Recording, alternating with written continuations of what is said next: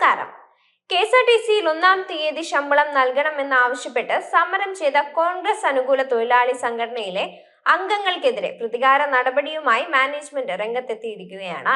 സമരം ചെയ്തവർക്ക് ഫെബ്രുവരിയിലെ ശമ്പളം വൈകിപ്പിക്കാനാണ് നിർദ്ദേശം നൽകിയിരിക്കുന്നത്. ഡയസ് നോൺ ബാധകമാക്കി ഒരു ദിവസത്തെ ശമ്പളം പിടിക്കുന്നതിന് പുറമെയാണ് പുതിയ നടപടി.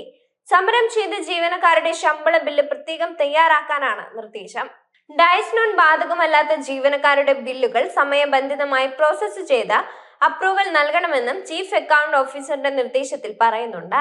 ഡയസ് നോൺ എൻട്രി വരുന്ന ജീവനക്കാരുടെ ഫെബ്രുവരിയിലെ ശമ്പളം സ്പാർക്ക് സെല്ലിൽ നിന്ന് അനുമതി ലഭിക്കുന്ന മുറയ്ക്ക് മാത്രമേ അനുവദിക്കാവൂ എന്നും വ്യക്തമാക്കിയിട്ടുണ്ട്. ഇതോടെ പണിമുടക്കിയ ഉദ്യോഗസ്ഥരുടെ ശമ്പളം വൈകുമെന്നത് ഉറപ്പായി. അതേസമയം പുതിയ 32 AC ബസ്സുകൾ വാങ്ങാനുള്ള കരാർ ഉറപ്പിച്ചതോടെ ബംഗളൂരു റൂട്ടിലേക്ക് കേരള RTCയുടെ കൂടുതൽ AC ബസ്സുകൾ എത്തിക്കാനുള്ള തയ്യാറെടുപ്പിലാണ് KSRTC. 8 sleeper, 14 AC seater cum sleeper, 10 seater ബസ്സുകളാണ് പുതുതായി വാങ്ങുന്നത്. മികച്ച വരുമാനം ലഭിക്കുന്ന ബാംഗ്ലൂരു സെക്ടറിൽ കേരള RTCയുടെ വോൾവോ, സ്കാനിയ ബസ്സുകൾ പലതും 10 വർഷത്തിലേറെ കാലപ്പഴക്കമുള്ളതാണ്. ഓട്ടത്തിനിടെ ബസ്സുകൾ തകരാറിലാകുന്നത് പതിവായതോടെ വരുമാന നഷ്ടവും നേരിടുന്നുണ്ട്.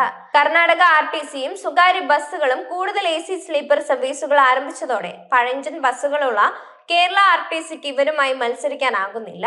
3 വർഷം മുമ്പ് കേരള RTCയുടെ AC സ്വിഫ്റ്റ് ബസ്സുകൾ എത്തിയെങ്കിലും ചുരുക്കം റൂട്ടുകളിൽ മാത്രമാണ് ഇവ സർവീസ് നടത്തുന്നത്. സ്വിഫ്റ്റിന്റെ മൾട്ടി ആക്സിൽ AC സ്ലീപ്പർ ബസ്സായ ഗജരാജയുടെ 4 വീതം സർവീസുകൾക്കും എറണാകുളത്തേക്കുമാണ്.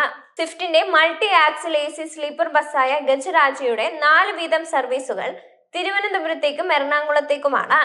ഈ ബസ്സുകൾ തകരാറിലായാൽ പകരം ഓടിക്കാൻ സ്ലീപ്പർ ബസ്സില്ല. കൂടാതെ സ്വിഫ്റ്റിന്റെ Thiruvananthapuram seater cum sleeper bus service ഒന്നിടവിട്ട ദിവസങ്ങളിൽ മാത്രമാണുള്ളത്. 2 ബസ്സുകൾ ഉണ്ടെങ്കിൽ പ്രതിദിന സർവീസ് ആരംഭിക്കാം. അതേസമയം KSRTC സ്റ്റാൻഡിൽ അടച്ചിട്ടിരിക്കുന്ന സംസ്ഥാനാന്തര ബസ് ടെർമിനൽ തുറന്നു നൽകണമെന്നാവശ്യപ്പെട്ട് രാഹുൽ മാങ്കൂട്ടത്തിൽ MLA ഗതാഗത മന്ത്രി KB ഗണേഷ് കുമാറിന് കത്ത് നൽകിയിരുന്നു. തിരക്കേറുന്ന ദിവസങ്ങളിലും ആഘോഷ അവസരങ്ങളിലും കോയമ്പത്തൂരിലേക്കുള്ള യാത്രക്കാർ മഴയും വെയിലും ഏറ്റ് വരി നിൽക്കേണ്ടി വരുമ്പോഴും സംസ്ഥാനാന്തര ബസ് ടെർമിനൽ തുറന്നു നൽകാൻ KSRTC നടപടി സ്വീകരിച്ചിരുന്നില്ല.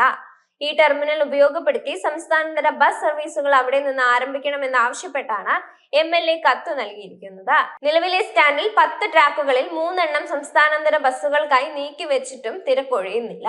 ബസ്സുകൾ പ്രധാന റോഡിൽ വരെ നിർത്തിയിടേണ്ടുന്ന അവസ്ഥയാണ്. കോയമ്പത്തൂർ, പൊള്ളാച്ചി ഉൾപ്പെടെയുള്ള ബസ് സർവീസുകൾ സംസ്ഥാനാന്തര ടെർമിനലിൽ നിന്ന് ആരംഭിച്ചാൽ പുതിയ സ്റ്റാൻഡിലെ തിരക്ക് പൂർണ്ണമായും ഒഴിവാക്കാനാകും. പ്രധാന റോഡിലെ ഗതാഗതവും സുഗമമാക്കും.